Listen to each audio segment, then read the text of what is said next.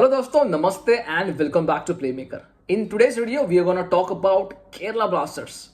I know they have got their own problems, like they have let go the likes of their poster boy Sahal Abdul Samad. They have closed their women's team. There are many problems going in the club, but they are on the right route. I'll say that. I'll explain you why I'm saying that. So you have to watch this video until the end, भाई. And ये video देखने के बाद जरूर नीचे आपके comments लिखना, आप मुझे आपके सजेशंस भी देना that how can I improve my content. But in this video I am going to explain you how Kerala blaster will be setting an example to all the other ISL clubs. Seriously, this will happen. This will happen in coming days if they continue this. ठीक है, I'll tell you about a story. A man who has been selected by Kerala Blasters for a trial. His name is Justin Ojaka Emmanuel.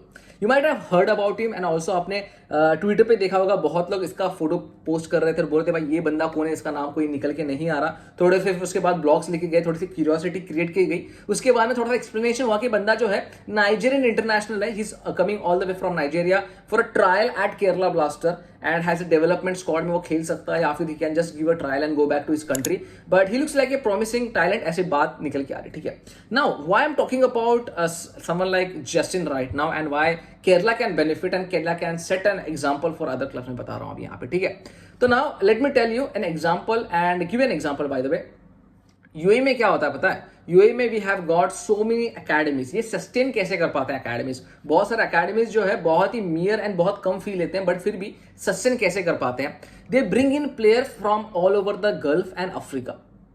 They ship them from there and bring them over here and यहाँ पे भाई उनका development होता है. यहाँ पे उनको अच्छी ट्रेनिंग दी जाती है. उसके बाद उनको एक नया प्लेयर बनाया जाता है. Then they are shift to Europe, to other Arabian leagues, to the African leagues, to the American leagues, to the South American leagues.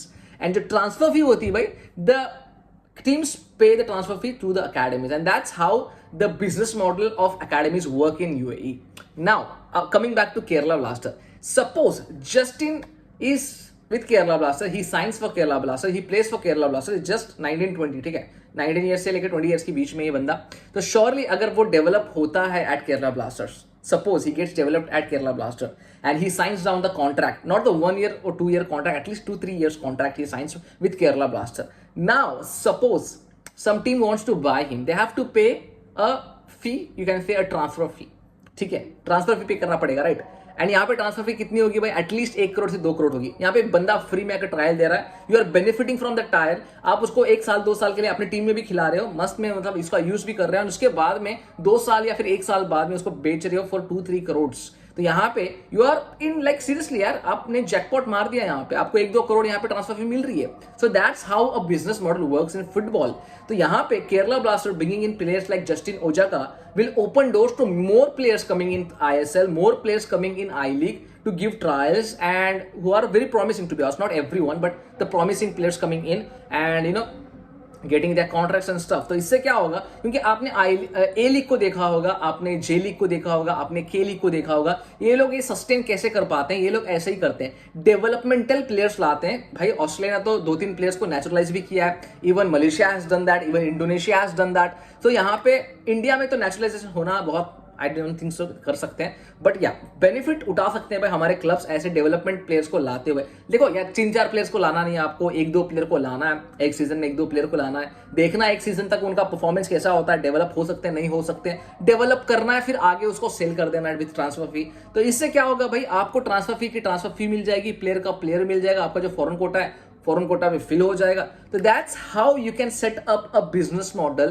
क्या बोलते हैं इसको, एक फी भी यहाँ पे आपको मिल जाएगी, सब कुछ आपका हो जाएगा यहाँ पे. तो that's a business model I am thinking about. I think Kerala भी सेम बिजनेस मॉडल लेके चलना चाहती है, and I just hope that Justin signs a contract with Kerala Blaster, and in future Kerala Blaster brings more players like this, and it will be really a sustainable model in future for Indian football and the Indian Super League. तो आपका क्या thoughts है, आपका क्या सोचना है, जरूर इस टॉपिक में मुझे नीचे कमेंट सेक्शन में लिख के बता देना. ऐसे वीडियोस के लिए प्लेमेकर इंडिया को फॉलो करना मत भूलना. Don't forget to check out my Twitter and Instagram, the links are in the description. Until next time, जय हिंद और जय भारत.